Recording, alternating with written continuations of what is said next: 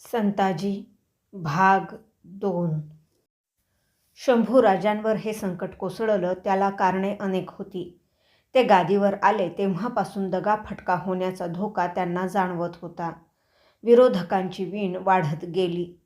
पुढे ते नुसते विरोधक राहिले नाहीत, वैरी झाले. गणोजी शिर्के हा त्यातला एक अव्वल वैरी.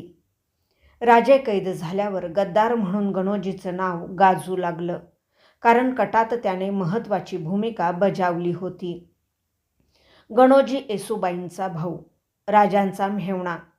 राजांची बहीण राजकुंवर त्याला दिली होती. नात्याने जवळचा विश्वासपात्र म्हणून पन्हाळ्यासारख्या महत्त्वाच्या किल्ल्याच्या रक्षणासाठी त्याची नेमणूक केली होती. पन्हाळा हा फार बेलाग बुलंद किल्ला. केवढा तो त्याचा अवाढव्य घेर नि पसारा. सह्याद्रीच्या मुख्य पर्वतरांगेपासून सुट्या झालेल्या एका अजस्र डोंगरावर तो उभा होता. डोंगराच्या एका टोकाला पन्हाळा आणि दुसऱ्या टोकाला पावनगड अशी किल्ल्यांची ही जबरदस्त जोडगोळी. त्यांचा माथा पठारी विस्तृत. त्या भोवती पाषाणाची चिलखती तटबंदी. तटबंदीला अनेक बलाढ्य बुरुज. बापाने लाडक्या पोरांना खांद्यावर घ्यावं तसा दोन्ही किल्ल्यांचा अजस्त्र पाषाणी पसारा त्या डोंगराने लिलया आपल्या माथ्यावर पेलला होता. त्याच्या सभोवती घनदाट अरण्य माजलेलं. आभाळाशी होड घेणारे उंच वृक्ष आणि त्यांना गळामिठी घातलेल्या वेली यांची तिथे दाटी झालेली. त्यांची छाया भेदून सूर्यकिरणांचा कवडसाही जमिनीपर्यंत पोहोचणं अशक्य होतं. अनेक श्वापदांचं आश्रयस्थान असलेलं ते अरण्य. पण पन्हाळ्याला मोगलांचा वेढा पडताच तिथली नीरव शांतता हरवली. सारे प्राणी सैरभैर होऊन तो परिसर सोडून गेले. पाखरांनी आपली घरटी सोडली. दोन्ही बाजूंनी रोज तोफांचा बंदुकांचा भयंकर भडीमार होत होता. दिशादिशात तो ध्वनी भरून राहिलेला. धुराचा जळक्या दारूचा वास हवेत पसरलेला. त्या वासाने हवाही दूषित झाली होती. मोगल रोज जोमाने यल्गार करत होते. गडातली शिबंदी नेटाने त्यांच्याशी लढत होती. गडावरची धान्याची कोठारे दाण्यादुण्याने भरलेली. तोफांचे तोबरे भरायला भरपूर बारुदाचे बुधले होते. मोगलांच्या माकडचेष्टांना शिबंदी सहजासहजी दाद देणार नव्हती.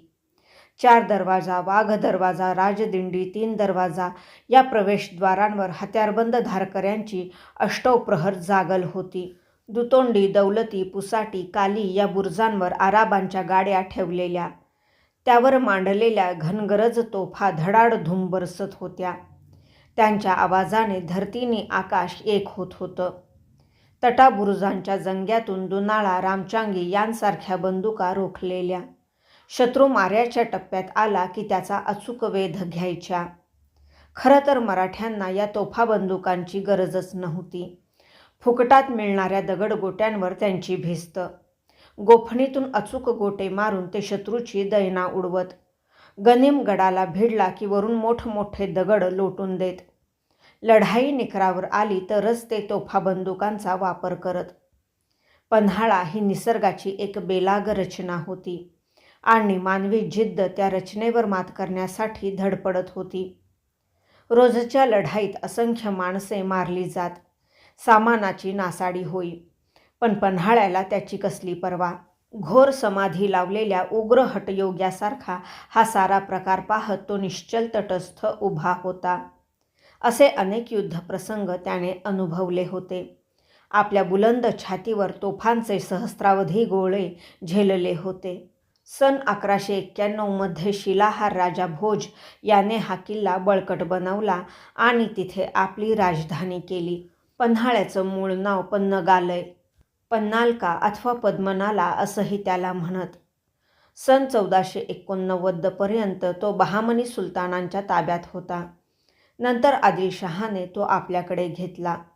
अफझल खानाच्या वधानंतर शिवाजी महाराजांनी 28 नोव्हेंबर 1659 रोजी एका धडकेत तो जिंकला. सन 1660 मध्ये वेढा देऊन सिद्दी जोहरने याच पन्हाळ्यावर महाराजांना कोंडलं होतं. 12 जुलै 1660च्या पावसाळ्या रात्री गडाच्या वायव्येला असलेल्या राजदिंडी दरवाजातून ते गुपचूप बाहेर पडले आणि विशाळगडाकडे गेले. युद्ध टाळण्यासाठी त्यांनी पन्हाळा जोहरला देऊन टाकला. त्यानंतर 13 वर्षांनी 6 मार्च 1673 रोजी रात्री कोंडाजी फर्जंद या मराठी वाघाने अवघ्या 60 मावळ्यांसह अचानक हल्ला चढवून पुन्हा हा किल्ला स्वराज्यात आणला.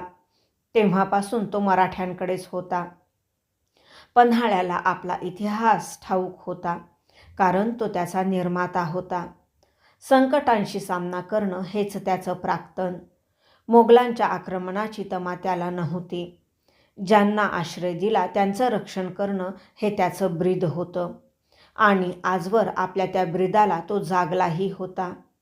पण फितुरीला त्याच्याकडे उत्तर नव्हतं आणि आज गणोजी शिर्केच्या रूपात एक नवा फितूर निर्माण झाला होता. पातशाह औरंगजेबांना पन्हाळा हवा होता. शंभूराजेही हवे होते, जिंदा या मुर्दा. त्यासाठी गणोजीसारखा महत्त्वाचा मासा गळाला लावण्याची त्यांची खटपट सुरू होती. ते काम त्यांनी गणोजीचा चुलत भाऊ कान्होजी शिर्केवर सोपवलं होतं. मोगलांचा सरदार शेख निजाम मुकर्रब खान या दोघांवर नजर ठेवून होता. कान्होजी 6 वर्षांपासून मोगली मनसबीचं सुख भोगत होता. तीच लालूच तो गणोजीलाही दाखवत होता. त्यासाठी सारखी पत्रापत्री, निमंत्रणं, आमिष आणि अखेर गणोजी त्याला फसला. एका रात्री तो भावाच्या भेटीला निघाला. गडाच्या दिंडी दरवाजाच्या बाजूला त्याच्याच माणसांचे पहारे होते. तिथून बाहेर पडायला त्याला अडचण आली नाही. दाट काळोखात लहानशा पायवाटेवरून तो झपाझप चालू लागला. रानभर चमचमते काजवे उडत होते. जोराने वाहणाऱ्या वाऱ्याने झाडांच्या फांद्या करकरत होत्या, पाने सळसळत होती. भुईवरचा वाळलेला पाचोळा इतस्ततः उडत होता. खोल डोहात सुसर फिरावी तशी भयाची एक अदृश्य भावना वातावरणात सळसळल्यागत वाटत होती. पण गणोजी निर्धास्त, बेफिकीर. एखादा विषारी साप वळवळत आला असता तर पायातल्या तेल पाजलेल्या जाड कातडी वाहनेखाली त्याने तो चिरडून मारला असता. डोंगर अर्धा उतरून एका सपाट मोकळ्या जागी तो आला. तिथून दूरवर मोगली छावणीत जळणाऱ्या शेकडो मशाली दिसू लागल्या. त्यांच्या उजेडात तंबू राहुट्यांच्या आत बाहेर करणाऱ्या माणसांच्या अंधुकशा आकृत्या नजरेला पडू लागल्या. पहारेकऱ्यांच्या होशियार अशा दिलेल्या हाका ऐकू येऊ लागल्या. आपण शत्रूच्या छावणीजवळ आलो आहोत याची जाणीव होताच त्याच्या हृदयाची धडधड वाढली. राम राम गणोजीराव. अचानक बंदुकीचा बार उडावा तसा अंधारातून एक आवाज आला तसा गणोजी दचकला. कोण, दादासाहेब का? त्याने विचारलं. होय, मीच. कान्होजी पुढे आला. गणोजीला उराउरी भेटून म्हणाला, चला आमच्यासोबत. दोघे चालू लागले. डोंगराच्या कपारीत असलेल्या एका अरुंद तोंडाच्या गुहेजवळ ते आले. प्रवेशद्वाराच्या त्या लहानशा फटीतून आपलं अवजड अंग आत सारताना कान्होजीला बरीच कसरत करावी लागली. सावकाश, बेताबेतानं या, खाली पायऱ्या आहेत. कान्होजीचा जाडा भरडा आवाज गुहेच्या बंदिस्त जागेत घुमला. पायऱ्या उतरून दोघे खाली आले. 8-10 माणसं जेमतेम बसू उठू शकतील अशी ती जागा होती. तिच्या दगडी भिंती तासून सपाट केलेल्या, त्यावर भरभरीत चुना फासलेला. भिंतीच्या कड्यात खोचलेल्या 2 मशाली भगभगत जळत होत्या. भुईवर टाकलेल्या कांबळ्यावर दोघे बसले. कान्होजी आता लक्षपूर्वक गणोजीकडे पाहू लागला. 35च्या आसपास गणोजीचं वय असावं. सणसणीत उंची त्याला लाभली होती. देह मेहनतीने कमावलेला. त्याचे हात लांबसडक नि खांदे रुंद होते. छाती पहाडासारखी पुढे आलेली. त्याने घातलेल्या सैलसर बाराबंदी नि तंग मांडचोळण्यातून त्याच्या देहाचा दिमाख उठून दिसत होता. रंगाने सावळा असला तरी चेहऱ्यावर तेज होतं त्याच्या. नाक गरुडाच्या चोचीसारखं बाकदार. ओठांवर टोकदार मिशा ठेवलेल्या. गडद करड्या रंगाचे त्याचे डोळे भेदक वाटत होते. गणोजीच्या मर्दानी रूपापुढे कान्होजीचं व्यक्तिमत्व अगदीच सुमार. अंगात छिटाच्या कापडाचा केशरी पायघोळ झगा आणि त्याखाली सैलसर विजार त्याने घातलेली. डोक्यावर मराठमोळी पगडी होती. पगडीवर मोत्यांचा शिरपेच खोचलेला, गळ्यात मोत्यांची कंठी, बोटात सोन्याच्या झगमगत्या अंगठ्या. अंगाने तो आडवा तिडवा सुटलेला. सैलसर झग्यातून त्याचं पुढं आलेलं पोट दिसत होतं. इतकं काय निरखून बघताय? कान्होजीने विचारलं. किती बदल झालाय तुमच्यात दादासाहेब. मोगलांची चाकरी अगदी मानवलेली दिसते तुम्हाला. तुम्ही आलात तर तुम्हालाही मानवेल. नाहीतरी त्या भिकारड्या स्वराज्याची सद्दी संपलीच आता. पातशहा संभाजीला बुडवणार हे नक्की. असं म्हणता म्हणता 8 वर्षे निघून गेली दादासाहेब. संभाजी सलामतच आहे. होय, पण त्याला सलामत ठेवणारे कोण? तुम्हीच ना. तळहातावर शिर घेऊन लढणाऱ्या तुमच्यासारख्या धारकऱ्यांच्या जीवावर गमजा सुरू आहेत त्याच्या. माणसाची कदर नसलेला त्या नादान माणसासाठी तुम्ही व्यर्थ हाडाची काढे करताय आणि तो त्या कब्जी कलुशाला डोक्यावर घेऊन नाचतो. कवी कलशांचा विषय निघताच गणोजी विचार करू लागला. त्यांची गौर उंच शिडशिडीत मूर्ती त्याच्या नजरेपुढे उभी राहिली. संभाजीवर काय त्या उत्तरेकडच्या महाधूर्त कणोजी ब्राह्मणाने मंत्र मारलाय कुणास ठाऊक. सारखा त्याच्या तालावर नाचत असतो. बामन हे दिसायला गोरा गुमटा हसऱ्या चेहऱ्याचा, मिठ्ठास बोलून माणसाला खूळ लावतो. लोकांना वाटतं हाती एवढी सत्ता अधिकार असताना केवढा हा नम्र. पण हा देखणा दिवा आतून कसा चटके देतो ते त्याच्याशी वहिवाट करणाऱ्यालाच कळणार. पन्हाळ्याचा सुभा हाती आल्यापासून शृंगारपूरच्या आपल्या जहागिरीवर करडी नजर ठेवली आहे त्याने. जहागिरीतले देशमुख देसाई खोत आपल्याहून जास्त त्याला वचकून असतात. लावणी संचनी वसूल यात काडीचा कसूर चालत नाही त्याला.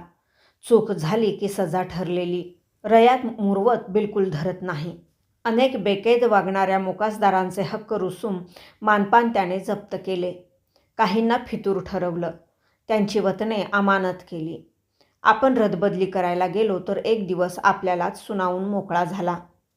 गणोजी राजे, गैरबर्ताव करने वालों की तरफदारी करने के बजाय अमल चलाने के लिए हमें मदद कीजिए. ऐकून अंगाचा कसा भडका उडाला. पण करणार काय? काय बोलणार त्या खविसाला? संभाजीच्या नाकातला बाल तो. फट म्हणता कागाळी करून मोकळा व्हायचा अन आपण गोत्यात यायचो. परस्पर मोहिमा आखतो. तडफेने त्या पारही पाडतो. गडांची पुस्तपन्हा, बेहबुदी, लष्कराची रसद, वसुलाची उगवणी सगळं स्वतः बघतो. शब्दाने आपल्याला विचारत नाही. आपला सल्ला घेत नाही. पन्हाळ्याच्या सुभ्यावर त्याची पोलादी पकड आहे आणि आपली जहागीर या सुभ्यात येते हे आपलं दुर्दैव. भाग 2 समाप्त.